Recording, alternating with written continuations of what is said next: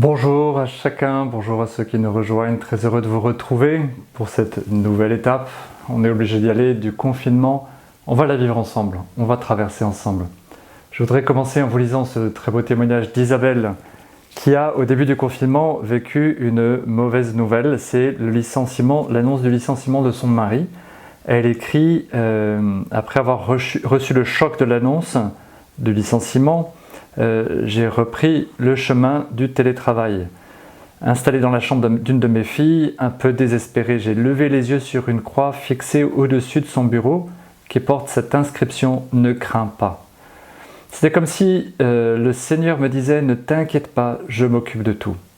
Comme une mère l'aurait fait pour son enfant, je vous aiderai à traverser ce moment.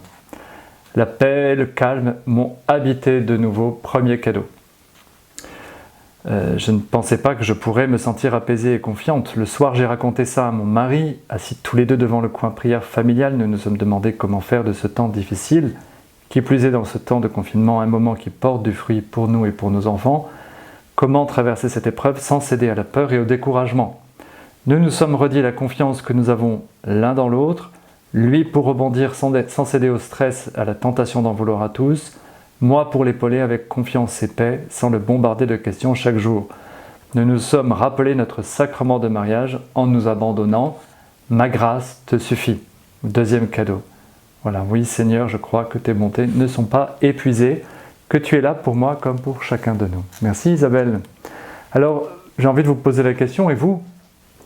Comment êtes-vous? Comment vous sentez-vous? Moi, je vous avoue que quand l'annonce du confinement est arrivée, j'ai été lessivé, épuisé, sans aucune énergie, sans courage. J'avais tellement tout donné au premier confinement que je me disais en fait je ne vais pas avoir la force de recommencer. Vraiment je me suis senti tout petit, fragile et sans force. Et la situation actuelle du confinement, l'épidémie qui reprend, les attentats, tout ça c'est extrêmement fragilisant. Ça l'est pour moi, pour chacun de nous. Je pense aux soignants, je pense aux chefs d'entreprise, aux commerçants, aux restaurateurs, aux acteurs de la vie culturelle. Je pense aux parents qui se disent mais vers quel monde allons-nous pour nos enfants? On se demande peut-être mais combien de temps ça va durer? Vers où on va? On est fatigué physiquement, des problèmes de vieillissement, de santé, de sommeil peut-être, des problèmes psychiques aussi, de burn-out, de bore-out, de déprime, baisse de morale. Ça peut être aussi spirituellement. Voilà, on se replie sur soi, on n'a plus la force de prier, on n'a plus envie d'aller à la messe, on n'a plus envie de faire des efforts. Voilà. Eh bien, il s'agit de retrouver des forces, de se dire peut-être aujourd'hui, Seigneur, donne-moi la force, comment je vais retrouver des forces? Ça passera en tout cas par l'acceptation de nos faiblesses et de ces moments de creux. Alors la première chose qui peut nous aider, en tout cas, moi qui m'aide, c'est de me rendre compte qu'en fait je ne suis pas seul dans ce cas. Voilà. Ils sont des milliers autour de moi, à vivre des moments de difficulté, des coups de mou comme on dit, ou parfois plus douloureux, plus graves, se dire mais à quoi bon, est-ce que je vais y arriver? Et là je vous renvoie sur les vidéos du premier confinement, sur la force, sur le courage, sur le cap, sur la persévérance, plein de vidéos qui sont destinées à nous donner de l'énergie. Et je vous cite ce qu'a dit le pape François pendant le premier confinement, le 27 mars, cette magnifique célébration sur le parvis de Saint-Pierre, je ne sais pas si vous vous souvenez. Et il avait dit au début de son intervention, « Nous nous retrouvons comme les disciples de l'Évangile apeurés et perdus, pris au dépourvu par une tempête inattendue et furieuse. Nous nous rendons compte que nous nous trouvons en fait dans la même barque, tous fragiles et désorientés, mais en même temps tous importants et nécessaires, tous appelés à ramer ensemble, tous ayant besoin de nous réconforter mutuellement. Dans cette barque, nous nous trouvons tous. » Et comme les disciples qui parlent d'une seule voix et disent dans l'angoisse « nous sommes perdus », nous aussi, nous nous apercevons que nous ne pouvons pas aller de l'avant chacun tout seul, mais seulement ensemble. Et là, je vous renvoie à la proposition qu'on vous a faite dès le début de faire partie d'un petit groupe. Rejoignez un petit groupe. Ne restez pas seul. Partagez avec les autres. C'est une force incroyable. Incroyable. La deuxième chose qui me vient, la deuxième idée, c'est que nous avons en fait en nous des ressources insoupçonnées, même humainement. Pas encore spirituellement, même humainement. Nous sommes capables de bien plus que ce que nous pensons, parce que nous avons en nous des phrases, des sortes de mantras négatifs. Je n'y arriverai pas, je suis nul, je peux pas, j'ai pas envie. Et en fait, on se convainc soi-même qu'on n'avancera pas, qu'on n'y arrivera pas. Et j'ai relu un livre qui s'appelle Miracle Morning de Hal Elrod, peut-être que vous l'avez lu certains, qui encourage à se lever plus tôt le matin pour commencer la journée de manière positive et courageuse et entraînée. Et il dit qu'il a pris conscience de ses capacités par le jogging du matin. Et il s'est dit, je déteste courir. Et en fait, il s'est mis à courir et de jour en jour, il a progressé jusqu'à faire, en quelques semaines, il a fait un marathon. Moi, j'en suis pas encore là. Mais j'ai appris aussi par une diététicienne que j'ai rencontrée il y a quelques semaines qu'en fait, on était capable de jeûner, paraît-il, jusqu'à 42 jours. Je déteste jeûner. J'essaierai peut-être un jour. Mais en fait, on a en soi des capacités. J'ai relu aussi récemment un très beau petit livre qui s'appelle « Éloge de la faiblesse » de Alexandre Jolien, un professeur de philosophie handicapé de naissance, qui a surmonté son handicap, qui a passé toutes les étapes pour devenir philosophe et écrire des livres, magnifiques d'ailleurs, que je vous recommande. Voilà, comme quoi on est tous capables de se dépasser humainement, au moins de faire un tout petit pas, sans faire un marathon, sans jeûner 42 jours, de faire un petit truc qui nous dépasse et qu'on ne se croit pas capable de faire. Commencer par repérer qu'est-ce que je pourrais faire que je ne me crois pas capable de faire.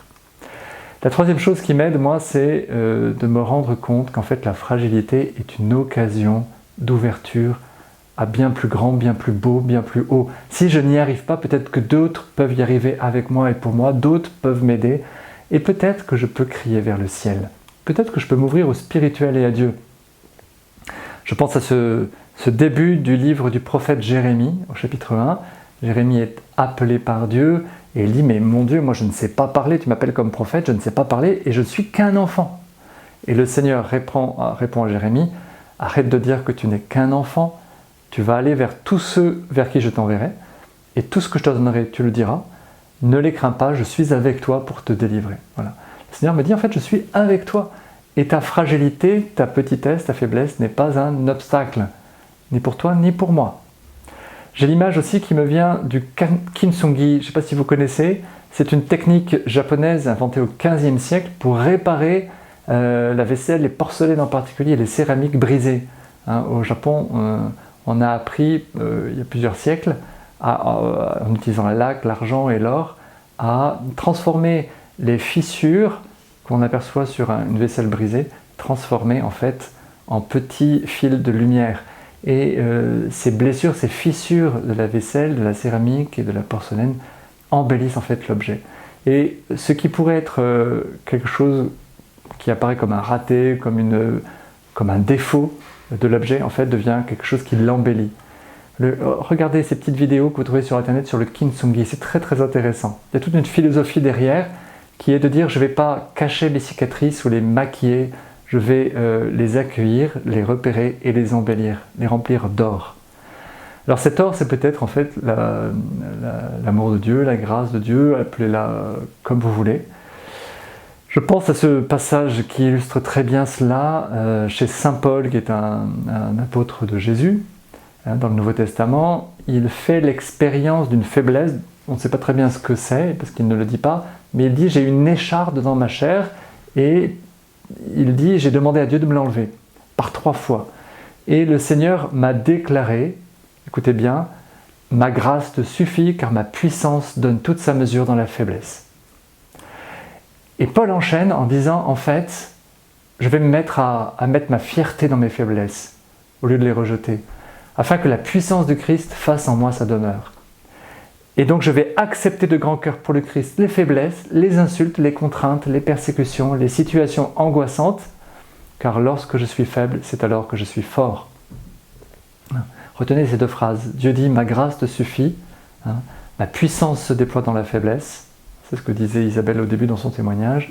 Lorsque je suis faible, c'est alors que je suis fort. Ce qu'ils veulent chercher, c'est dans la 2e lettre aux Corinthiens au chapitre 12. Et quand on regarde l'évangile d'un peu plus près, on se rend compte qu'en fait Jésus a fait ça, il n'a jamais caché ses faiblesses. Et les évangélistes, bien plus forts, auraient pu cacher ça lorsqu'ils ont écrit la vie de Jésus dans l'évangile. Ils auraient pu éviter de montrer Jésus fatigué, qui a faim, qui a soif, qui pleure, qui est triste, qui est découragé, qui est parfois angoissé. Eh bien, tout ça n'a pas été caché dans les évangiles et on se rend compte que Jésus n'a pas fui la faiblesse, il ne l'a pas cachée. il l'a même montré, et en plus ses disciples en ont parlé. Ça veut dire que la faiblesse est un chemin, peut-être un chemin. Ainsi, la fragilité que je ressens est accueillie. Ma fragilité, du coup, n'est pas la fin de tout. C'est peut-être un chemin, un itinéraire. Peut-être que mes faiblesses, mes expériences de faiblesse et de fragilité vont me dévoiler quelque chose de caché en moi, une beauté cachée, un sens caché à ma vie.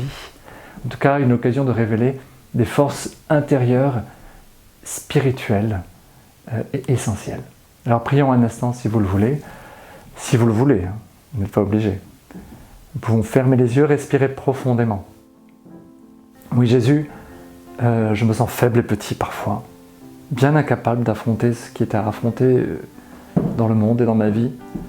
Le présent, le passé, l'avenir, tout ça me fragilise dans mes certitudes, dans ma confiance dans la vie, mon envie d'avancer.